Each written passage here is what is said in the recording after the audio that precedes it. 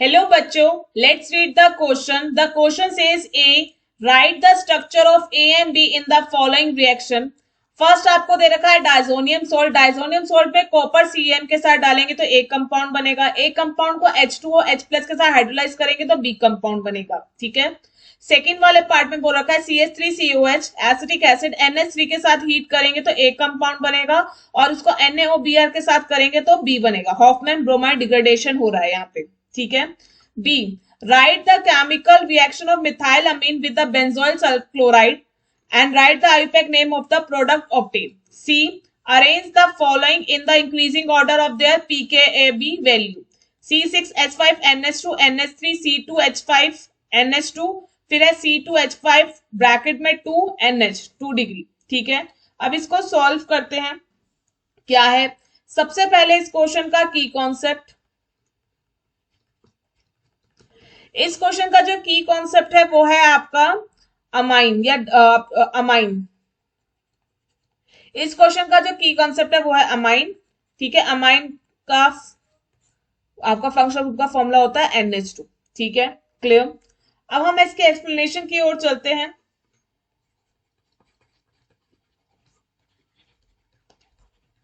First है आपका diazonium salt दे रखा है.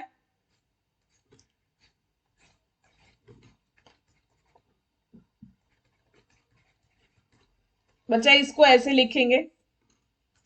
इसमें डाला हमने कॉपर साइनाइड तो इस पे ऐसे साइनाइड ग्रुप लग गया. ठीक है. इस CN में हमने क्या डाल दिया वाटर प्लस H+ तो क्या बन गया कार्बोक्सिलिक. यहाँ पे हो गया. यहाँ पे हो गया.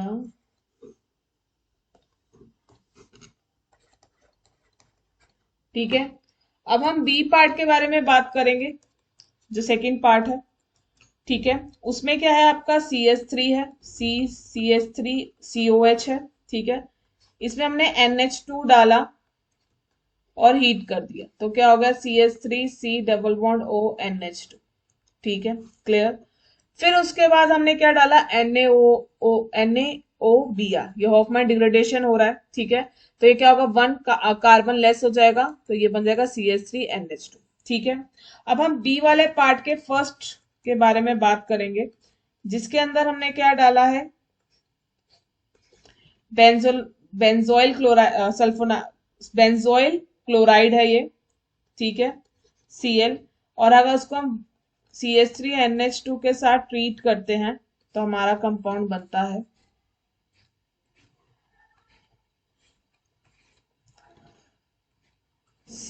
CONHCH3. ठीक है. और इसका नाम होता है N मिथाइल बेंजामाइड. ठीक है. क्लियर. अब हम लास्ट वाले पार्ट के बारे में बात करते हैं. ठीक है. कि उसके पीके वैल्यू को अरेंज करना है हमने. ठीक है. सबसे पहले बात तो लिखते हैं हम इसका रीजन लिखते हैं the basicity of the basis is inversely proportional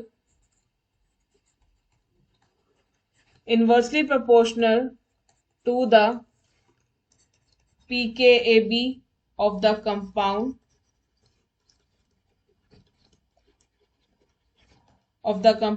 ठीक है. First this means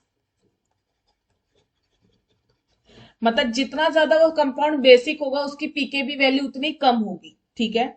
this mean that the higher the pKb the weaker is the base and vice versa. ठीक है. क्लियर. सो अब हम लिखें the alkyl group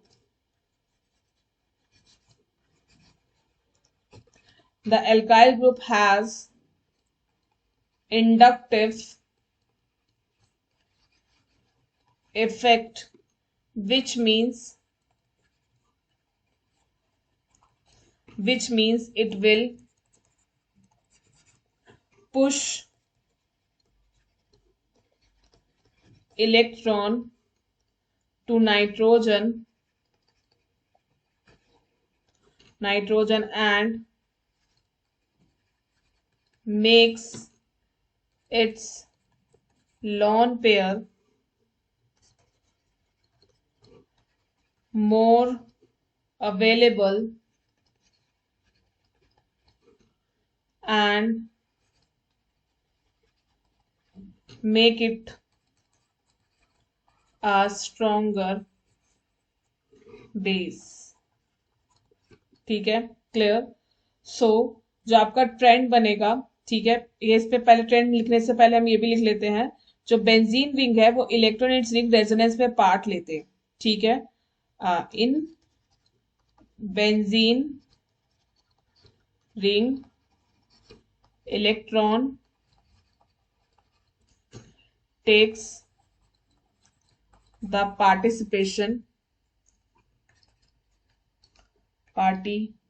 part in the resonance, ठीक है। तो हमारा जो ट्रेंड बनेगा, मतलब जो बेसिक ट्रेंड बनेगा C6H5NH2 का, फिर आ गया आपका NH3 का, फिर आएगा आपका C2H5NH का, फिर आएगा आपका C2H52 क्योंकि दो एल्काइल ग्रुप अटैच्ड है NH का, ठीक है, क्लियर। ये आपका है केबी का ट्रेंड, मतलब बेसिक ट्रेंड है, ठीक है। सो द पीकेबी उल्टा हो जाएगा, pKb trend will be C6H5NH2, then NH3, then C2H5NH, then C2H52NH, ठीक है। हमने तीनों पार्ट कवर्ड कर लिए हैं, ठीक है। I hope you understand. Best of luck.